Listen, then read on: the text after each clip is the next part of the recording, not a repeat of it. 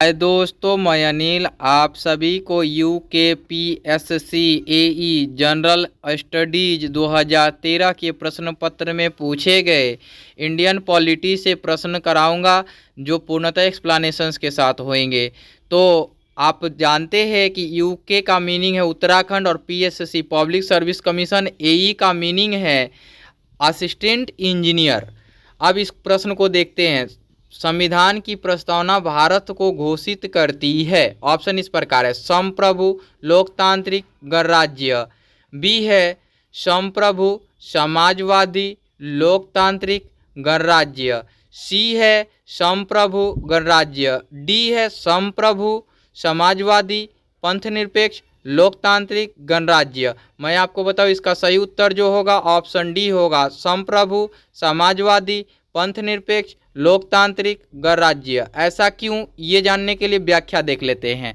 भारतीय संविधान की प्रस्तावना के अनुसार भारत एक संप्रभु, समाजवादी, पंथनिरपेक्ष, लोकतांत्रिक, गणराज्य राज्य है ना।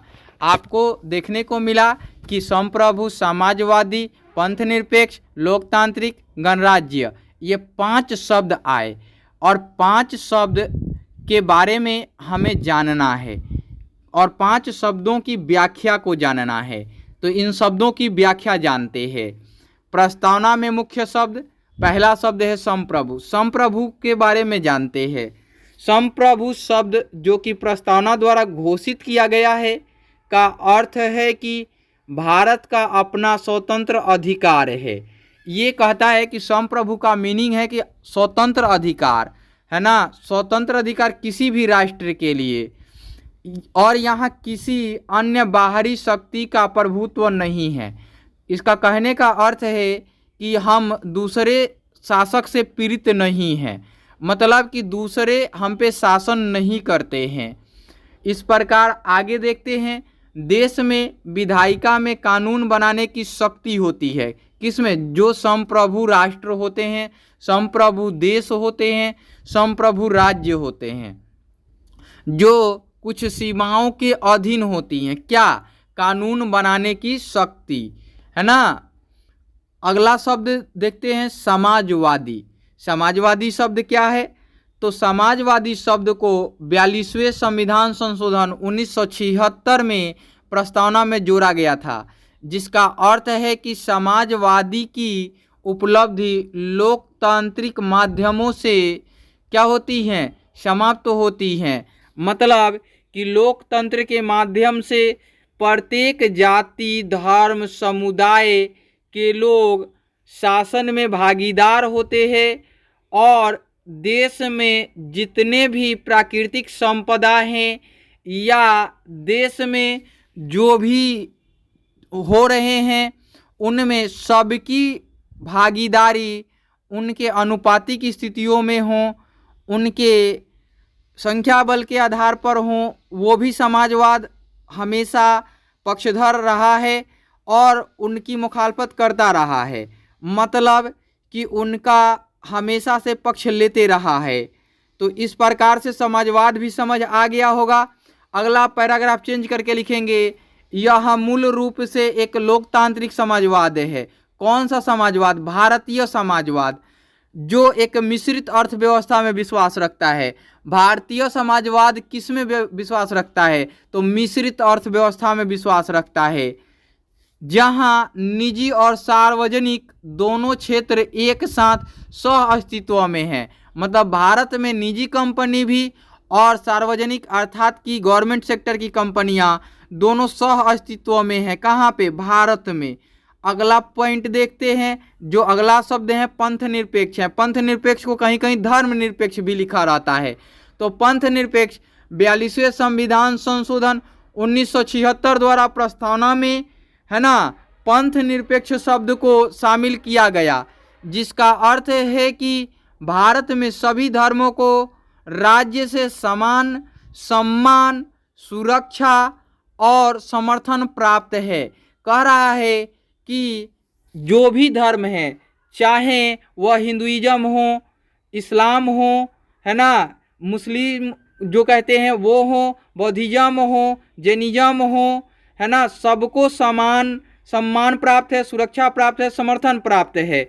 अगला पॉइंट देखते हैं, लोकतांत्रिक शब्द जो हैं उनको पॉइंट बनाते हैं। लोकतंत्रीय शब्द का अर्थ है कि भारत के संविधान में संविधान का एक स्थापित रूप है ना, जो एक चुनाव में व्यक्त लोगों की इच्छा से अपना अधिकार प्राप्त करता है।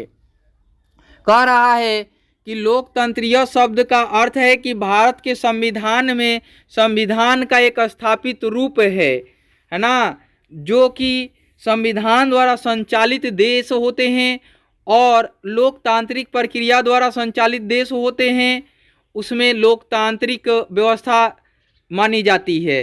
तो अगला देखते हैं कि इसी में लिखा हुआ है कि गणतंत्र के बारे में जानते हैं।